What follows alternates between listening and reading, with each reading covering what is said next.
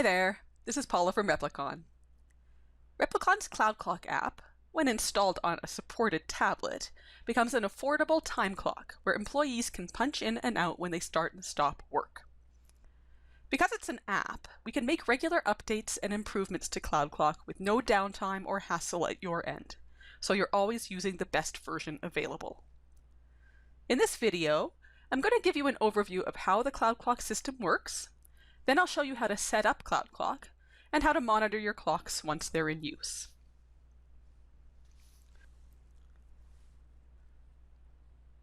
First, administrators set up CloudClock by purchasing licenses in Replicon and installing the CloudClock app on all tablets they need. This links each clock to your Replicon instance. Then, employees can log in via one of three methods: QR card, login name, or facial recognition, and start creating punches.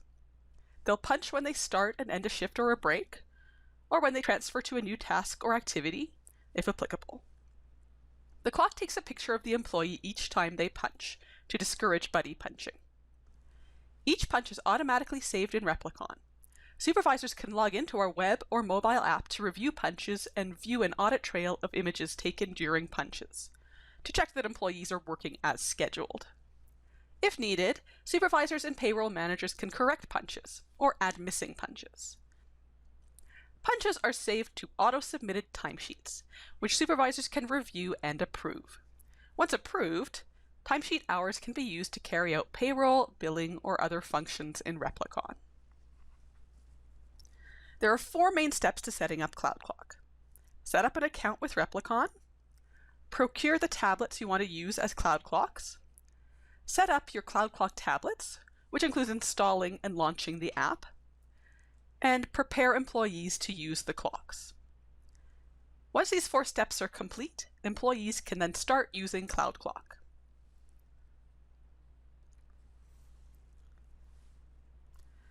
To set up Replicon for use with CloudClock, you'll need to create a user account and assign punch permissions for each employee who will be using the clock or managing clock users.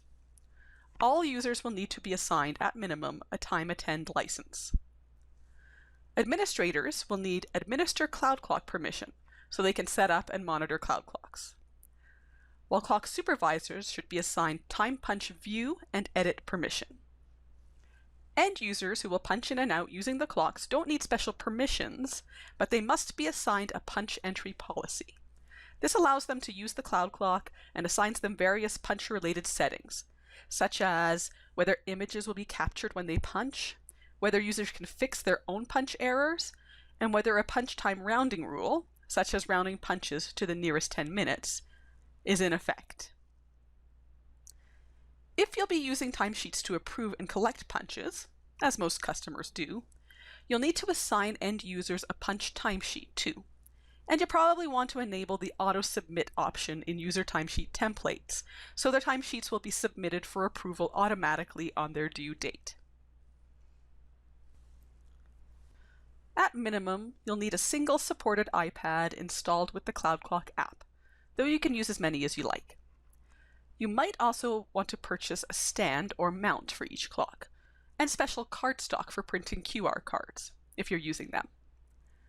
Refer to setting up CloudClock in the Replicon help for details on the specific devices we support for new users, and recommended stands, mounts, and cardstock. Once you've signed up for a Replicon account and procured your tablets, you're ready to set up your CloudClocks. First, install the CloudClock app from the App Store on your tablet. Then launch and provision the app to connect it to your web instance of Replicon. You'll need your company key and administrator credentials from Replicon. You'll be prompted to name the clock. We recommend naming clocks based on the location where they are installed. For example, Main Office or Warehouse 3. You'll also be prompted to select a user login method.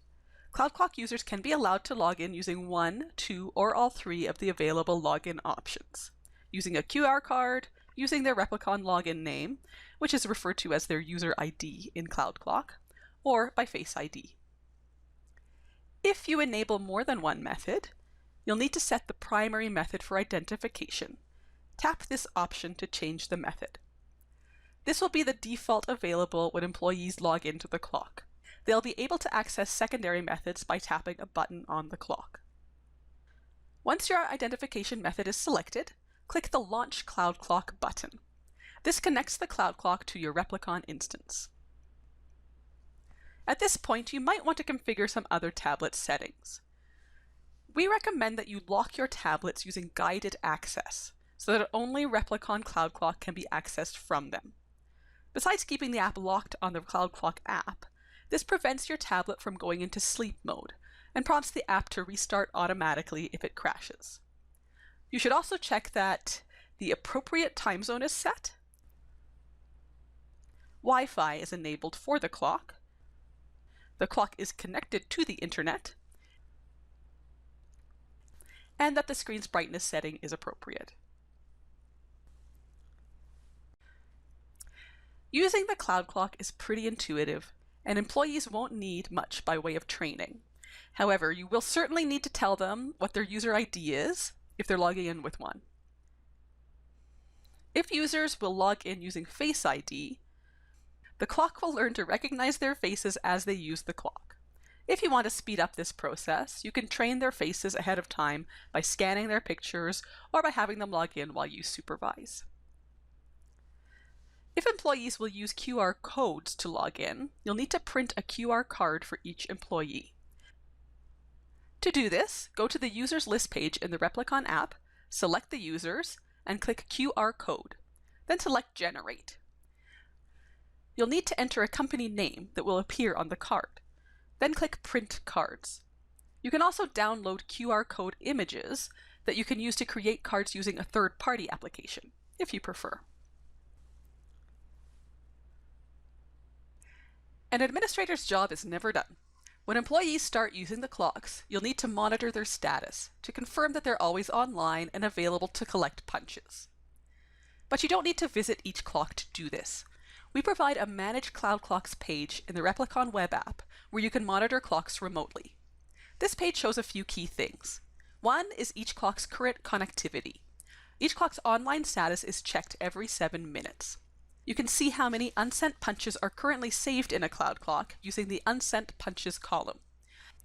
This page shows some other data such as the current app and OS versions, the time zone, and the type of data connection. Click the cog icon here to see more fields. You can also view historical uptime data. Just click the name of the clock and you'll see its uptime graph that shows online and offline times using the clock's time zone. Click here to change the date range that displays. This graph can be useful for troubleshooting unsent punches, ones that haven't yet synced with Replicon, since that issue is usually caused by unplanned downtime. You can also use this page to disable clocks. Just one more tip. It's a good idea to always keep your CloudClocks on and your app up to date. So either enable automatic updates, or if you're using guided access, which makes auto updates impossible, sign up for Replicon's release notes so you can always know when a new version of the app is available. Replicon's help provides more information about things I've mentioned here, including best practices for using clocks and advice on troubleshooting punch issues. To find the relevant help topics, go to www.replicon.com/help. Click Administrator and view the topics under CloudClock and punches.